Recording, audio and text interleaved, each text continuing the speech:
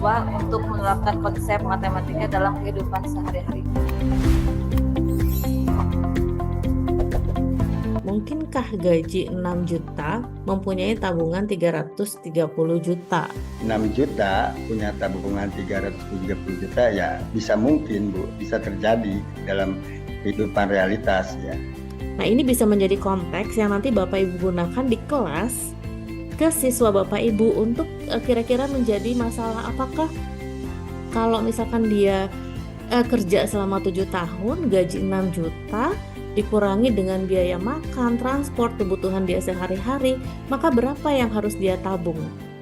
Ketika kita bicara istilah numeracy, di Australia sudah jauh lebih dulu mengembangkan kemampuan numerasi untuk kemampuan untuk menggunakan matematika secara confident di berbagai learning area.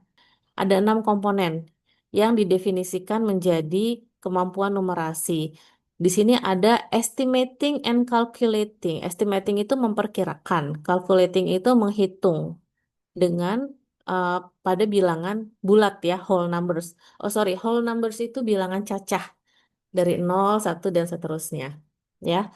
Lalu yang komponen kedua, recognizing and using patterns and relationship. Ada pattern atau pola, merecognize, bisa melihat pattern dan juga melihat hubungan antar pola tersebut.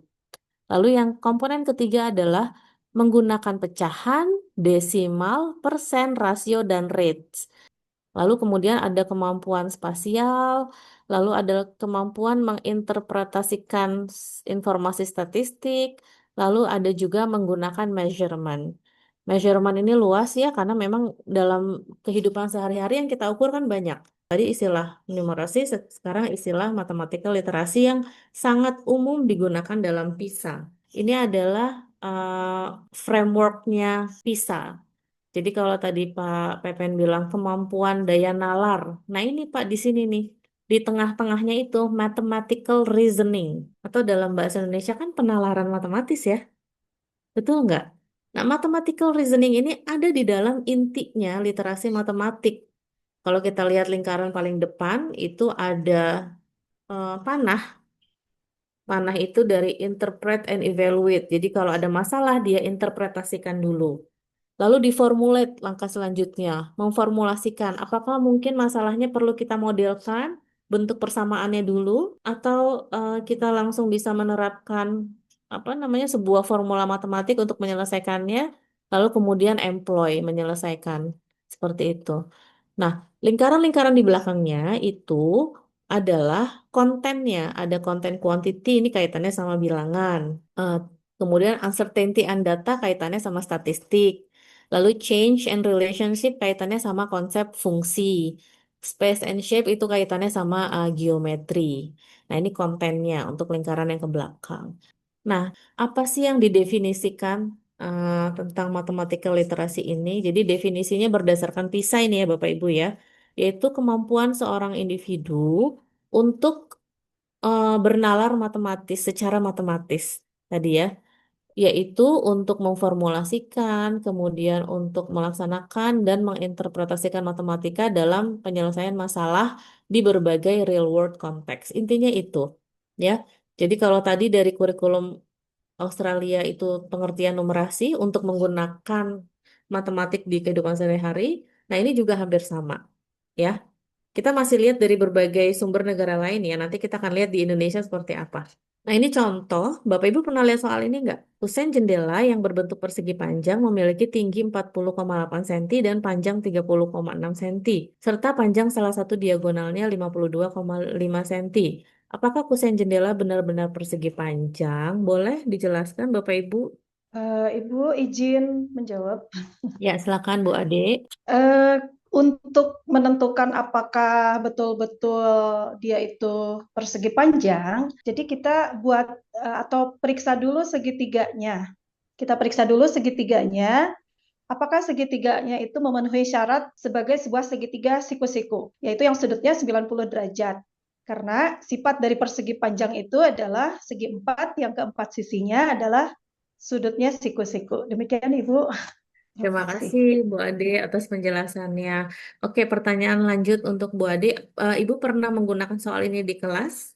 Biasanya ketika menggunakan teorema Pitagoras, kemudian siswa itu harus bisa menerapkan konsep tersebut dalam kehidupan sehari-hari. Jadi biasanya dicontohkan apa saja yang sudut siku-sikunya, gitu kan, sudut siku-siku. Kemudian dari sudut siku-siku itu biasanya kita sudah memiliki tiga bilangan atau triple Pitagoras. Nah, kemudian saya contohkan bahwa ketika kita tidak punya garis yang bentuk siku-siku, misalnya di apa, yang sering digunakan oleh pegawai bangunan gitu ya. Nah, kita bisa memanfaatkan triple Pitagoras tersebut gitu, karena anak-anak sudah mengenal triple Pitagoras seperti itu. Terima kasih Bu Ade tadi jawabannya. Satu lagi ada soal kedua. Silakan siapa yang mau memberikan komentar? Kalau saya sendiri Bu ya, Mm-mm. kalau misalkan nih cara cepatnya kan 130.000 Mm-mm. kalau mengajarkan anak seperempatnya tuh dibagi dua dari 130 dibagi dua kemudian dibagi dua lagi gitu kan. Nah, betul. Jadi, di sini siswa harus punya pemahaman bahwa 25% adalah 1/4 ekivalen. Kan 25%, 25/100 berarti ekivalen dengan 1/4. Permasalahannya apakah siswa kita fleksibel? Bisa melihat 25% sebagai 1/4. Itu satu. Kedua, pada saat dia menghitung 1/4, dia harus ngitung dulu setengahnya. 130.000 bagi 2 berarti 65.000. Lalu kemudian setengah lagi kan, jadi 62.500. Nah, kalau anak-anak punya kemampuan seperti ini yang tadi Bu Yanti lakukan, ya, itu berarti kemampuan numerasi mereka baik, Bu. Jadi kita dorong mereka untuk bisa sampai ke level itu tadi, Bu. Ya, ini contoh soal di mana dalam soal ini kita tidak hanya mendiskusikan hasilnya, tapi prosesnya, bagaimana sampai ke hasil itu. Nah, ini juga ada contoh grafik. Biasa kita menampilkan grafik ini lagi belajar materi apa sih, anak-anak? Dari fungsi ya, Materi fungsi. fungsi, betul. Kalau V itu kecepatan meter per Ya. second, T itu dalam second atau detik. Jadi, ini kalau kita lihat perjalanan seseorang lah anggap ya, dari detik ke 0 sampai detik ke 12. 12 detik kan cepet ya, ya enggak? Iya. Di 2 detik pertama, dia kecepatannya meningkat sampai 20 meter per second. Tapi di 4 detik selanjutnya, dia berjalan dengan kecepatan yang sama. Karena kecepatannya konstan, dia bukan berhenti, tapi dia tetap berjalan. Iya. Tapi di detik ke-6 sampai ke-7 dia melambatkan jalannya, mungkin dia lagi ada di tikungan gitu kan ya. Jadi dia Hmm. harus melambat. Sehingga di 7 ke 12 dia juga tetap di speed yang sama gitu. Nah, ini sebetulnya dari grafik kita bisa tampilkan ke anak, anak minta menginterpretasikan ketika mereka udah belajar grafik fungsi, mereka udah belajar kecepatan, jarak dan waktu, maka kita minta mereka untuk coba deh interpretasikan gambar ini. Mereka akan muncul dengan cerita yang berbeda-beda nanti ya. Nah, beda lagi kalau grafiknya ini. Karena di sumbu X-nya sama waktu, tapi di sumbu Y-nya adalah jarak. Nah, kalau kita perhatikan, berarti dari detik 0 sampai 3, dia sudah berjalan sejauh 12 meter. Dari detik 3 ke 8, dia berpindah tempat nggak? Tidak berpindah karena dia masih ada di titik yang sama. Mungkin ibu-ibu ini lagi berhenti mampir ke tukang sayur gitu kan ya. Dari rumah ke depan gang 12 meter. Nah, detik ketiga sampai 8 ketemu ibu-ibu lain, ngobrol dulu tuh ya, 5 detik gitu ya. Kemudian dia balik lagi ke rumah kan ya di detik 8 sampai 12 ini ceritanya bisa macam-macam dan menarik gitu ya. Dari grafik ternyata bisa jadi cerita. Nah, ini adalah meningkatkan kemampuan literasi numerasi anak tuh. Nah, kemudian ini tadi saya kan janji memaparkan apa sih eh, definisi numerasi kalau dari kurikulum Merdeka. Nah, sama dengan yang tadi ada di Australia maupun di PISA gitu. Jadi di sini adalah eh, literasi numerasi adalah kecakapan untuk menggunakan berbagai macam angka dan simbol yang terkait dengan matematika dasar untuk memecahkan masalah praktis dalam berbagai macam konteks atau menganalisis informasi yang ditampilkan dalam berbagai bentuk, bisa grafik, bisa tabel, bisa bagan, dan menggunakan interpretasi untuk memprediksi atau mengambil keputusan. Nah, Sekarang Bapak Ibu sebagai guru ya, tentunya kan tidak ingin berhenti belajar sampai di sini. Jadi perlu ada upaya memang untuk meningkatkan kemampuan numerasi. Kalau kita ingin meningkatkan kemampuan numerasi siswa, maka diri kita juga harus meningkat. Nah, yang pertama harus berkolaborasi. Jadi berkolaborasi dengan sesama teman guru, baik dalam satu sekolah maupun satu MGMP maupun dalam asosiasi profesi, ya. Kemudian juga berkolaborasi dalam membuat perencanaan pembelajaran. Tidak hanya membuat perencanaannya, tapi implementasinya juga berkolaborasi dengan mata pelajaran yang lain. Seperti itu. Lalu dievaluasi, apa kira-kira perbaikannya untuk rencana selanjutnya.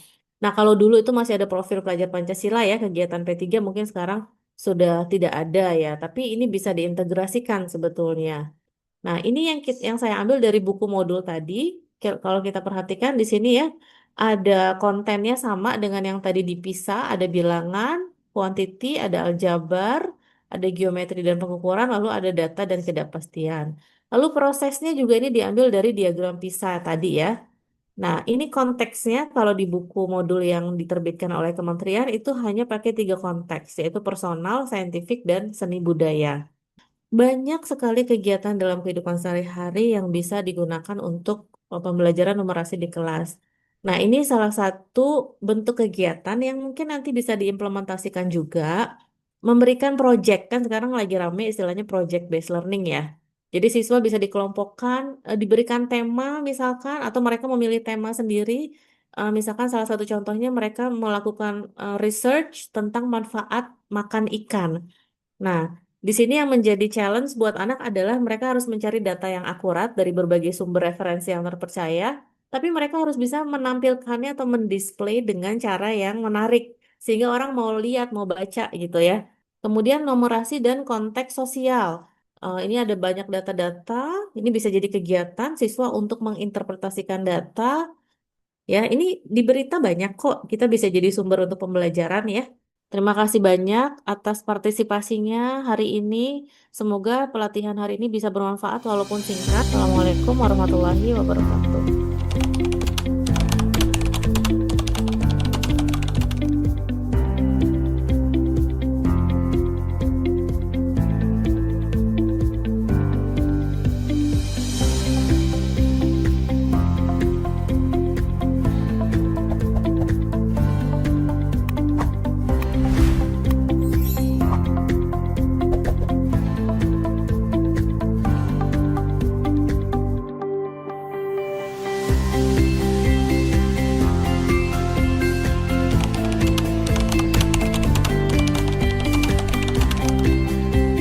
Kira-kira apakah pelatihan numerasi ini dapat memperluas dan memperkuat pemahaman tentang numerasi, Bapak Ibu sekalian? Di dalam pelatihan ini kami mendapatkan wawasan baru tentang bagaimana konsep-konsep dasar dalam matematika dihubungkan dengan pembelajaran numerasi. Nah, alhamdulillah kita tidak usah banyak yang diajarkan itu, tetapi kita sudah masuk ke dalam satu persoalan di mana bisa berdiskusi dengan siswa yang lebih kompleks gitu ya. Oh, ini coba soal dengan satu permasalahan ini kira-kira dihubungkan dengan ini apa dalam kehidupan. Nah, mungkin itu Ibu yang saya rasakan. Kita beralih ke nomor 2. Ya, baik, izin menjawab, Ibu. Ya, silakan Bu. Setelah berdiskusi dengan rekan guru di sekolah, ternyata yang namanya numerasi itu tidak hanya di matematika saja, mungkin hampir di semua mata pelajaran juga tanpa disadari sebenarnya ada gitu. Jadi untuk meningkatkan kemampuan numerasi bukan hanya tanggung jawab guru matematika, tapi guru yang lain juga berperannya Semua sama mata, gitu. ya. Iya, Betul. mungkin yang saya dapat seperti itu, Ibu. Iya, terima kasih banyak Bu Lisnawati. Baik, Bu, izin menyampaikan.